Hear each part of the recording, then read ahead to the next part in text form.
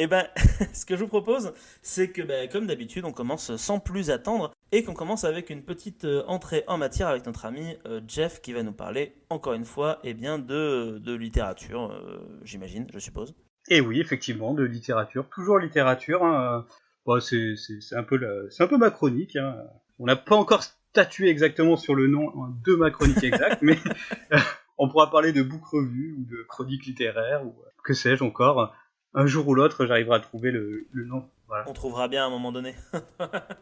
Alors, j'avais préparé cette chronique il y a fort longtemps. C'était une époque lointaine avant le corona, comme on dit si bien. Hein. Donc, je vais la redécouvrir avec vous. Ça peut être très très laborieux par-ci par-là, mais on va faire ensemble. Alors, c'est une chronique qui parle de Alexandra David-Néel. Est-ce que vous connaissez cette personne déjà ? Pas du tout. Absolument Non, pas. Pas du tout. Ouais, non. Voilà, très bien. Au moins, on a voilà, des néophytes. C'est quelqu'un qui est dans le domaine de la littérature, peut-être ? Exact. À tout hasard. Effectivement, c'est une personne qui est dans le domaine de la littérature. Yes, vous êtes vraiment très très fort. mais pas que, en fait. Hein. Elle est un petit peu multitâche. Bon, elle est un peu morte aussi, hein, parce que c'est quand même... Je vais dire, non. Oui, ça arrive. Hein. Alors, c'est une écrivaine que j'apprécie énormément, hein, parce qu'elle a un franc-parler, puis c'est aussi surtout une exploratrice, en fait, de renom. Ah, d'accord. Donc, c'est la première femme, en fait, qui a rejoint Lhasa en 1924, dans le Tibet oriental. Parce que Lhasa, ça a été souvent fermé aux étrangers, en fait, hein, à peu près pendant 100 ans. Jusqu'à 1811, en fait, où il y a... Pour la faire courte, hein, parce qu'à l'époque, en fait, le Tibet était aux prises entre la Chine et les Anglais, au milieu il y avait des tumultes géopolitiques. Du coup, ils ont décidé de fermer complètement, en fait, l'entrée à Lhasa. Donc, c'est jusqu'à... Attendez... jusqu'à 1811, ouais, c'est ça, que Thomas Manning a trouvé. Voilà. C'est ce que j'ai dit, effectivement. Ouais. Et comme je le lis en décousu, en fait, des fois, je reviens dessus. C'est bien, tu te contredis pas. Non, c'est bien, tu vois. C'est une bonne chose, c'est clair. Mais au moins, ça, tu vois, ça décomplexe les nouveaux, en fait. Parce que... Ça montre qu'on peut faire des chroniques absolument... C'est pour vraiment montrer que c'est l'émission à l'arrache, quoi. C'est-à-dire que c'est le début de la saison 2, mais rien n'a changé depuis la 1, quoi. C'est toujours au même point, quoi. D'ailleurs, c'est juste un meilleur son, quoi, mais c'est tout, c'est rien d'autre. On pourrait appeler ça les chroniques à peu près, tu vois. Pensez-y, vous mettez ça sur le côté, hein, on y reviendra dessus. Hein. On va faire un brainstorming dessus. Alors j'ai dit quoi ? Oui, 1811, Thomas Manning, hein, on est bien. Bon, alors revenons en fait à cette femme en fait aux multiples casquettes. Elle est à la fois cantatrice, anarchiste, féministe, journaliste, tibétologue, écrivaine et exploratrice. Et ce qui est vraiment marquant, bien sûr, c'est son côté exploratrice en fait. Hein. Il y a vraiment quelque chose de perturbant à lire ses mémoires. En fait, elle a écrit beaucoup de mémoires. Elle a écrit Voyage d'une Parisienne à Lhasa, parce que en fait c'est faut planter le contexte, on est en 1926, déjà être une femme c'est pas la même chose qu'actuellement, et du coup en fait elle va aller en fait seule avec son fils adoptif, un lama en fait, jusqu'à Lhasa. Sauf que Lhasa, pour imaginer à l'époque en fait, c'est une contrée qui est quand même assez inexplorée en fait, hein. Elle est très peu connue, c'est assez dangereux, il y a de la neige, enfin c'est vraiment une chose, c'est vraiment de l'exploration pure et dure en fait, hein. D'ailleurs, en fait, elle va y aller en fait sous couvert d'anonymat, parce que comme elle est à peu près connue en fait dans toute l'Inde, si elle se fait capturer par des soldats, elle sera directement en fait renvoyée en fait aux portes du Tibet. Donc du coup, elle va se déguiser en fait en mendiante et elle va traverser à pied tout le Tibet pour aller jusqu'à Lhasa. Ah oui, d'accord. Ouais. Donc faut imaginer quand même. C'est pas, c'est assez classe. Hein. Et elle va passer surtout par des territoires qui vont être complètement inexplorés en fait. On en parle plus de la légende urbaine en fait, on va dire bon là-bas il y a énormément de bandits, c'est assez dangereux, c'est des coutumes qui sont pas forcément bouddhistes, donc elle va juste avoir un pistolet et elle va partir avec son fils qui est lama en fait. Alors un lama ça veut dire en fait, nous on connaît souvent le mot lama qui est le chef spirituel, mais en fait c'est un mot générique qui s'accorde en fait à tous les personnes qui sont spirituelles en fait. En clair, un moine c'est un jeune lama en fait. Ouais, tous les moines tibétains, quoi, en fait. Ouais, tous les moines tibétains, ouais. Un lama ? Un lama, oui. Ce qui n'a rien à voir avec l'animal, du coup. Ouais, qui n'a moi, rien à au voir. début, au début, Ou le chanteur. je savais pas, j'ai pensé à ça, et oui, ou le chanteur. Ouais. Bref, c'est Le c'est chanteur, plus clair putain. maintenant, merci. Ou le chanteur, oui, ça Ouais, vrai. bah oui. Non, Et du coup, en fait, ils vont chanter au gaffe. fur et à mesure. Non. Mais c'est comme dans Tintin, non? Il n'y avait pas un grand lama dans Tintin? Si, Si, il y a le effectivement. grand ouais, lama alors, dans Tintin. Mmh, Et il peut ouais, l'éviter, c'est vrai. même. Ouais. C'est vrai. Oui, effectivement. Et puis justement, en fait, des fois, dans ses livres, justement, bah, elle va parler des fois de toutes ces expériences un petit peu mystiques qu'elle va croiser au fin fond, en fait, que ça soit en Inde ou au Tibet. D'ailleurs, il y a même un moment, en fait, où, bon, c'est une histoire qu'elle a écrite, hein. Enfin, c'est une histoire. Elle a relaté, en fait, ses mémoires. Mais justement, il y a un moment hein, où elle s'arrête, en fait, elle est perdue dans un col au milieu de la montagne. Il y a de la neige de partout. Elle a froid. Et en fait, on lui avait enseigné en fait une technique de méditation qui permettait en fait de réchauffer son corps. Et par exemple, à ce moment-là, elle va l'utiliser en fait pour réchauffer son corps. Alors après, bon, est-ce que c'est vrai ou pas? Ça, c'est du domaine on pourra jamais savoir. Mais comme elle est plutôt honnête, on va dire, dans sa façon d'écrire, elle est pas là à se vanter, elle est pas là et puis c'est plutôt le spectre opposé en fait. Elle a souvent tendance à se moquer en fait des religieux. Elle va aller les voir, elle va rigoler avec eux, parce que souvent, en fait, il y a énormément de gourous, en fait, qu'elle va croiser, ou en Inde, ou qu'elle va croiser, en fait, dans le Tibet, et il y a beaucoup de superstitions, donc elle va souvent se moquer d'eux, donc en fait, bon, elle va voir, ouais, des choses assez mystiques. C'est un récit, en fait, qui raconte, Ouais. qui va montrer aussi sa ruse, en fait, pour arriver à aller jusqu'à là-bas, parce qu'il faut ruser, il faut éviter les chemins, faut parler aux villageois, mais surtout, faut pas montrer que t'es une étrangère, parce que faut bien penser qu'elle est parisienne, Oui. et que le Tibet à l'époque, il avait vu aucune, il connaissait pas, enfin, les Parisiens, on en voit très peu à l'époque. Hein. Donc direct, on va la prendre en fait pour une personne qui vient d'un peu loin, donc ils se disent une japonaise, donc elle va essayer de se faire passer en fait pour ce qu'elle n'est pas, sachant que c'est interdit à toute personne étrangère, hein, le Tibet, et que ah, il y a des robots. Allô? Ouais, je sais pas. Ouais, je sais pas. Qu'est-ce qui C'est se le passe? c'est le retour de la dance. Ah, mais c'était très drôle. Ouais, c'était très drôle. Il y a des robots. Qui est un robot ici? C'est moi le robot? Je sais pas, c'est Marc qui est parti? Non, parce que... Vous m'entendez ou pas? Ouais, il Marc a est bugué. parti. Voilà. Vous m'entendez plus en fait? Ah ouais. Ah ouais. Donc voilà, on va repartir sur Ah, merde. on va essayer d'animer pendant qu'il est pas là. Et je suis... Oula. On dirait... Ah. Ouais, on dirait... Ah oui, d'accord. Ah, allô? C'est assez. Allô? Allô. Bah, C'est toi le robot, ouais. Ah oui, c'est toi, Marc. ouais. Ouais, là, ça va mieux, ouais. Ah, ça y est, c'est t'es parfait. revenu. Ah, non. Marc, reviens. Reviens vers la lumière, Marc. Il est reparti. Il est au bout du tunnel. Ouais. Mais je pense que c'est Serge Lamas à la butée. C'est ça. Je pense qu'il a bugué. Je suis malade. Mais ça tombe bien parce que comme je savais pas comment finir ma chronique, du coup ça tombe nickel en fait. On finira sur... Non, mais je pense que c'est le moment de faire un putsch et de prendre la main sur cette émission. Bah oui, c'est ça. C'est bonjour, bienvenue chez De Tout et de Rien avec Jeff, votre animateur. Allô?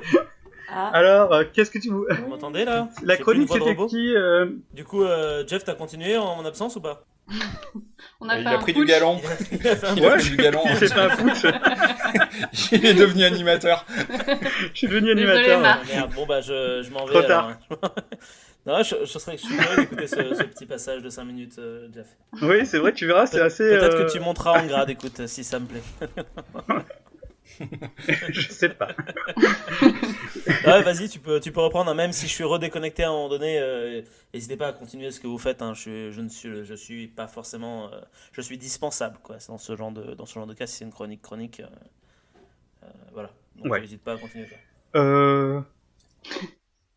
Bah moi je vais te dire où je m'en suis arrêté. Je m'en suis arrêté au moment où en gros tu disais qu'elle allait voir elle allait devoir voyager en mendiante pour aller jusqu'au Tibet, qu'elle n'avait pas le droit, que c'était dangereux, qu'elle se faisait passer pour quelqu'un qu'elle n'était pas, et qu'elle se riait un petit peu des différents gourous qu'elle pouvait croiser, Oui, mystiques, gourous, qu'elle pouvait croiser sur le mystiques. chemin, mais qu'elle a quand même eu 2-3 expériences mystiques sur place, quoi.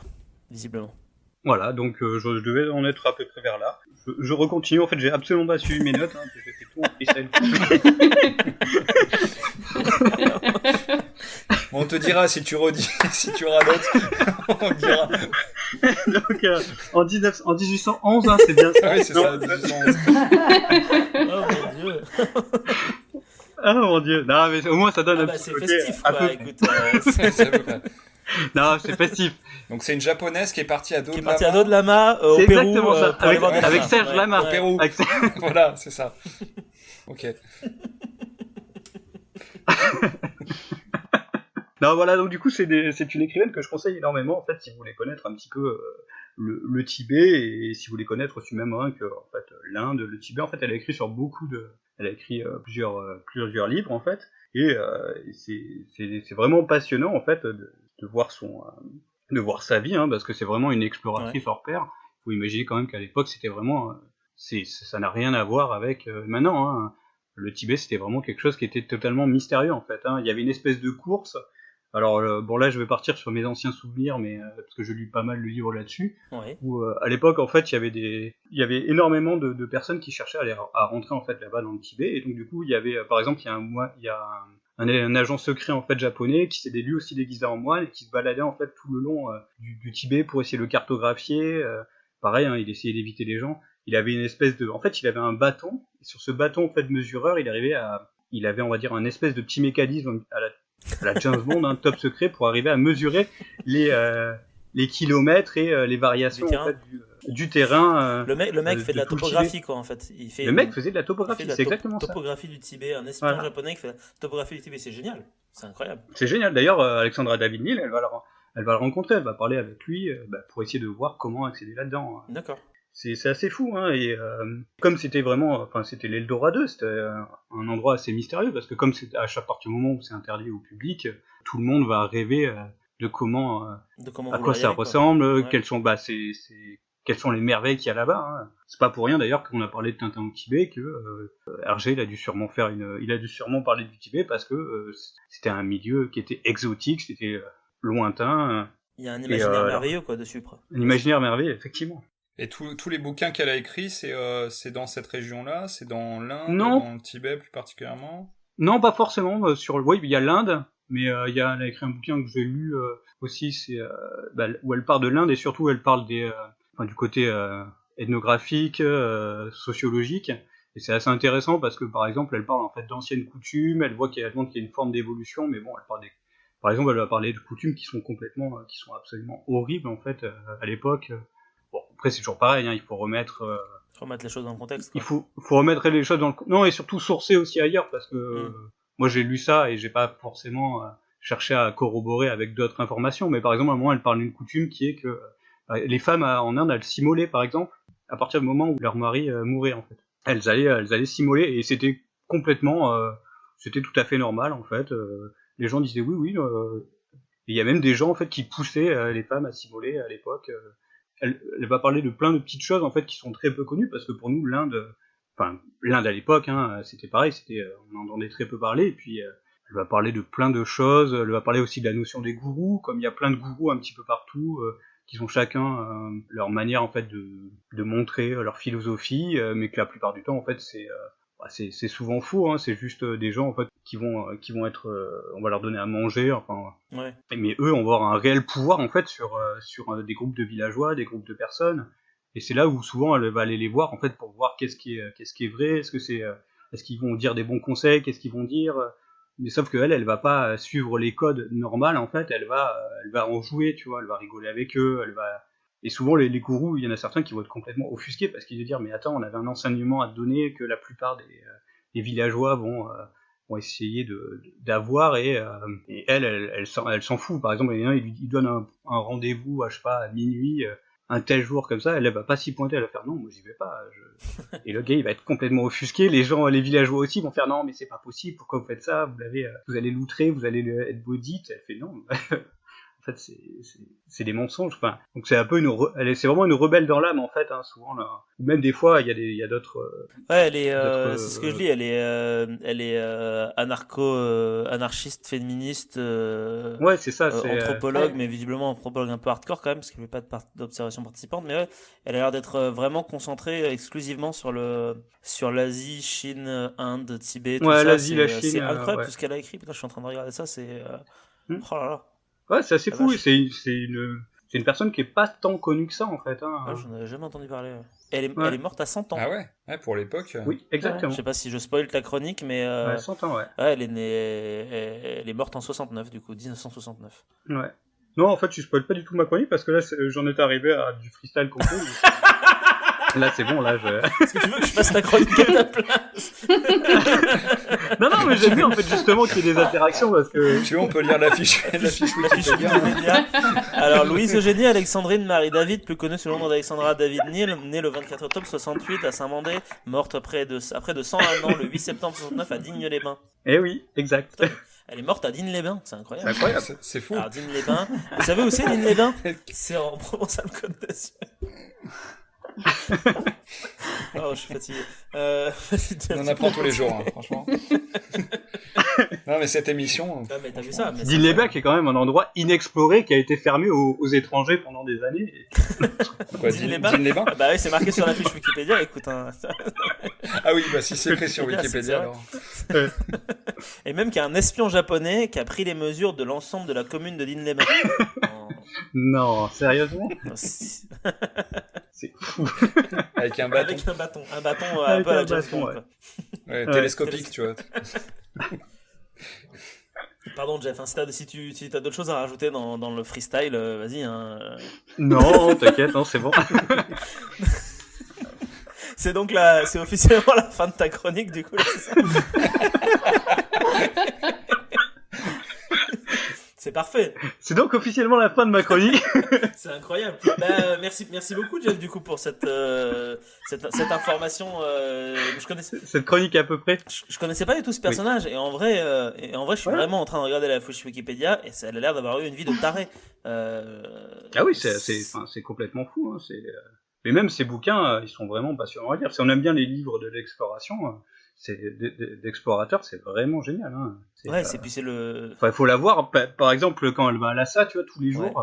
elle mange quasiment rien. En fait, elle va manger des fois un bol du thé au beurre avec avec de la farine et c'est tout ce qu'elle va manger pendant, je sais pas, des mois et des mois. Tu vois, il faut quand même une abnégation, une forme d'abnégation pour faire ça, tu vois. C'est une vraie aventurière. C'est pas la première personne venue. C'est une véritable aventurière, quoi, c'est dingue. Elle va croiser des léopards des neiges, enfin. Ouais, d'accord. Trop classe. C'est stylé, ouais. Trop bien. C'est pas Jojo le clochard. Non, alors qu'en plus elle joue le rôle d'un clodo, donc du coup c'est. Ah, en plus elle joue le rôle d'un clodo. C'est un peu Jojo le clochard du coup, mais parisien. Du coup. Mais parisien. Mais parisien. Classe. Et qui écrit des bouquins. Je suis pas sûr que Jojo le clochard il écrit des bouquins. Si ce petit instant passé en notre compagnie vous a plu et que vous avez envie d'en passer d'autres avec nous, eh bien n'hésitez pas à vous abonner, mettre un petit pouce bleu, partager la vidéo ou encore nous suivre sur les réseaux sociaux. Sachez que vous pouvez aussi écouter cet épisode dans son entièreté et pour cela vous n'avez qu'à vous rendre dans la description de la vidéo. Je vous dis à très bientôt pour à nouveau écouter un petit peu de tout et surtout un petit peu de rien.